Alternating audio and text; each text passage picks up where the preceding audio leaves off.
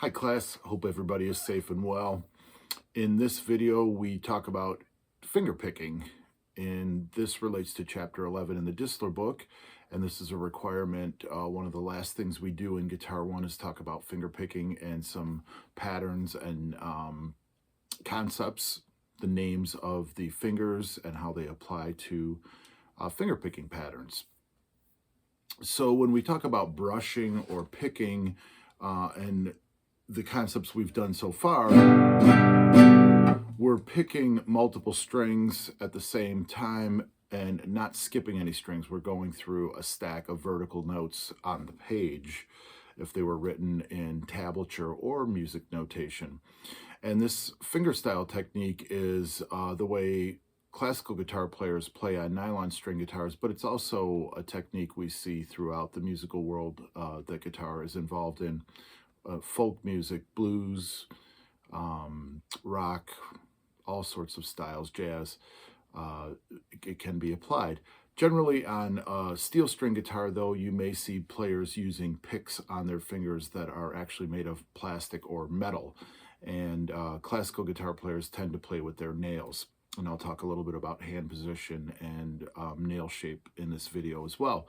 So let's just review what Disler talked about in chapter 1, which was the names of the picking fingers, with P being thumb, I being index, M being middle, and A being ring. And you'll notice some of the letters don't match up with English. They come from Spanish words and pronunciations that harken back to the first, we could call them classical guitar method books coming out of Spain.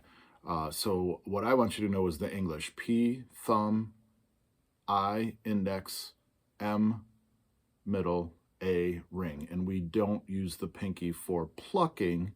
It is done in some instances, but it's not really the, we could say, the norm or the normal way finger picking is taught. Once a player becomes advanced, they can try and do and work in different techniques.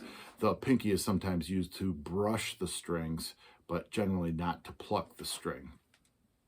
So once we have the P, I, M, and A idea, we want to talk about assigning them to their job.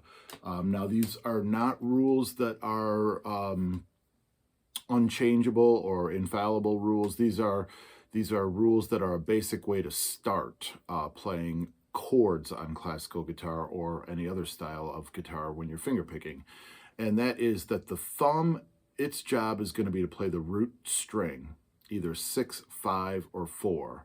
So if I'm playing a G chord, my thumb will play the 6th string.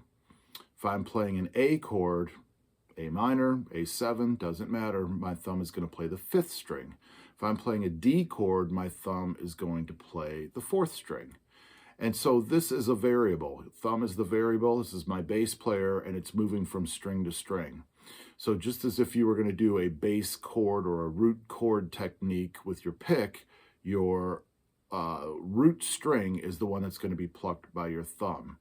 And then the fingers are basically assigned to individual strings, and they stay on those strings. Again, this is just a basic starting concept. It's not a rule that can't be changed up and experimented with. So index, if you think of the way, and I'll come closer here, if you think of the way the fingers line up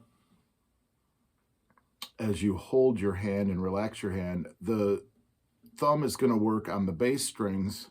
My index finger, index, is going to stay on the G string, and my ring finger is going to stay on the B string, number 2, and the A finger, the ring finger, is going to stay on the high E. So my fingers line up, and they play 3 index, 2 middle, and 1 ring. And then my thumb is going to move from string to string. As far as the hand position goes, if I have my foot up on the footstool, my guitar will be lifted up this way, and my forearm is going to rest on the edge of the guitar, and my hand's just going to relax with my knuckles over the strings. So I don't want my knuckles back here over the top of the guitar on the upper bout or down here on the lower bout. I want my knuckles right over the strings they're going to play. And if we change the angle a little bit, my fingers are going to be right over, my knuckles are going to be right over the strings they play. So not this way and not this way. And the next important thing is to think about how your finger is going to move. I'm going to plant my finger and play through with the whole finger moving. Notice all three joints are moving, and that knuckle joint that's attached to my hand is moving. I'm not plucking this way, where I'm just pulling up with the middle and tip joint. I'm going to get a bad sound that way. I don't want the string to vibrate this way. I want the string to go into the guitar and vibrate back and forth. And you can hear the difference in tone.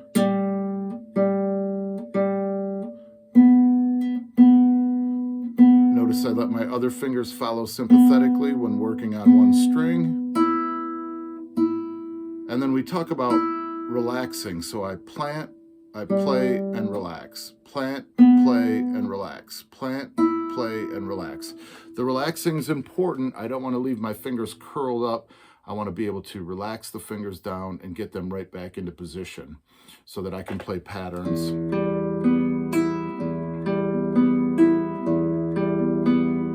So notice when I play, the fingers just relax back into position.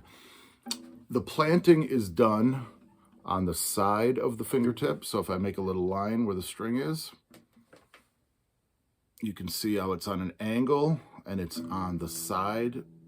And I'm going to play on that side and use my nail as a ramp. Now, again, you're not required to have nails for this class, but if you want to experiment with this technique, I'm riding my fingertip.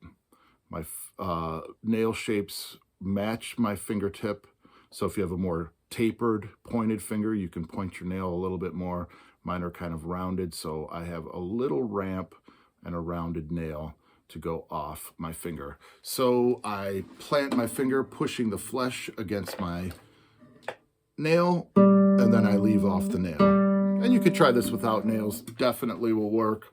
And you'll get a warmer sound. You won't get that kind of bright release, but that's fine. And again, you can determine how far you want to get into this kind of technique and if you want to add a nail or a pick to your finger. I will say that if you do a lot of finger picking on the steel string guitar, you're going to wear any kind of nail away pretty quickly. And that's why you see steel string players possibly playing with some picks on their fingers and thumb. And that would be including players like banjo players too, who do a lot of finger picking. Okay, so having said that, just to review, P, thumb, plays 6, 5, and 4, depending on the bass string. Index plays just the third string. M plays just the second string. And A plays the first string. So that's really the first couple of pages in the Disler Chapter 11. And on the third page, she gives a list of picking patterns, some more advanced than others. I'll point out a few that I think are really helpful to start with. And one is number 1, where you have P, I, M, and A. This is on an E minor chord, so that's why I'm able to do it without holding down the E minor chord right now, because again, the rule is the thumb is playing the root of the chord, and then I play 3, 2, and 1, which are open strings in this case. So again, if I bring it a little closer here and hold my guitar up, I'm playing 1, 2, 3, 4 as far as the beat. 1, 2, 3, 4 finger letters, P, I, M, A, P, I, M, A, strings, 6, 3, 2, 1. Strict 6, 3, 2, 1. That's picking pattern number 1. And then it's doubled in eighth notes, which is pretty common and is mentioned in the text as well. If we just play one note per beat, if you kind of think of that compared to strumming like that, all 6 notes, I get a much fuller sound strumming than if I played one note per beat. So what we often do in these patterns is we play 2 notes per beat. 1 and 2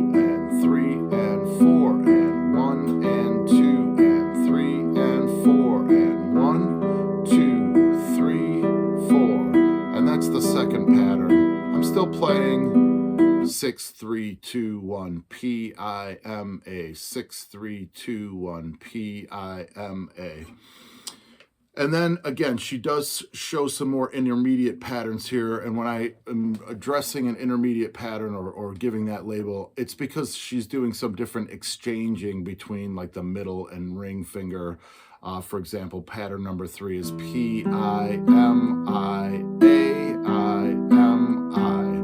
A little bit more advanced when I'm skipping strings and playing the index and ring finger back to back like that. So I would say pattern 1 and 2 out of this chapter are great to start with. Pattern 5, which is bass, chord, bass, chord. So if I was doing that and I went to a C chord, I'd have 5, 3, 2, and 1. 5, 3, 2, and 1. 6 for E minor. 3, 2, and 1. G chord, 6. D chord, 5 in the bass, or 4 in the bass, excuse me, 4 for the D string. And then C chord, 5 in the bass, and I'm plucking the top 3 strings the same way every time. And notice I'm not bouncing off the guitar either. I don't want this kind of moving away from the instrument. That's not really the plucking direction I want to go, first of all, pulling the strings off the fretboard or away from the fretboard. But I also will have to reset every time. If I can keep my hands still and quiet, then again, I relax and I'm ready to go and play the next group of strings. She also shows that same pattern with an alternating bass idea. In this case, I do have to hold the chord down.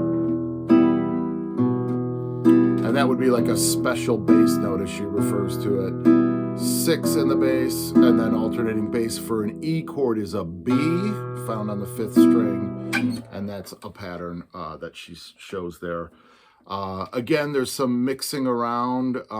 Another helpful one, I think, to start off with, and again, these work great just on open strings. Even if you're not holding a chord and you want to practice playing a 5th or 4th string bass note, you can do something like 6, chord, 5, chord, 4, chord, 5. Great exercise to get your thumb used to moving. Or you could take that first exercise and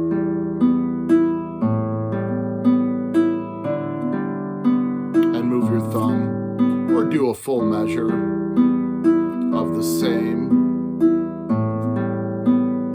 bass note. Okay, so you can practice those type of techniques. The one I was just going to mention is bass, chord, and then the 8th notes. 1, 2, 3, and 4, and 6, 3, 2, 1, and then 6, 3, 2, 1, 6, 3, 2, 1, 6, 3, 2, 1.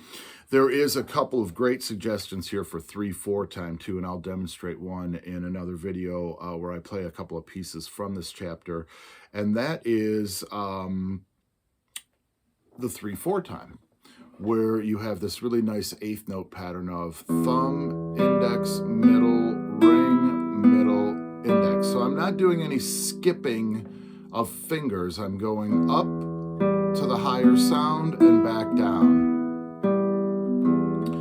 I'll demonstrate green sleeves in a following video using that technique. And then thumb, bass, thumb for the bass, chord, chord. 1, 2, 3. 1, 2, 3. So those are 2, 3, 4, or even 6, 8 patterns. That's number 10, and that's number 11. Okay, we'll stop there, and we'll add a couple of pieces to demonstrate the technique. Have a great day.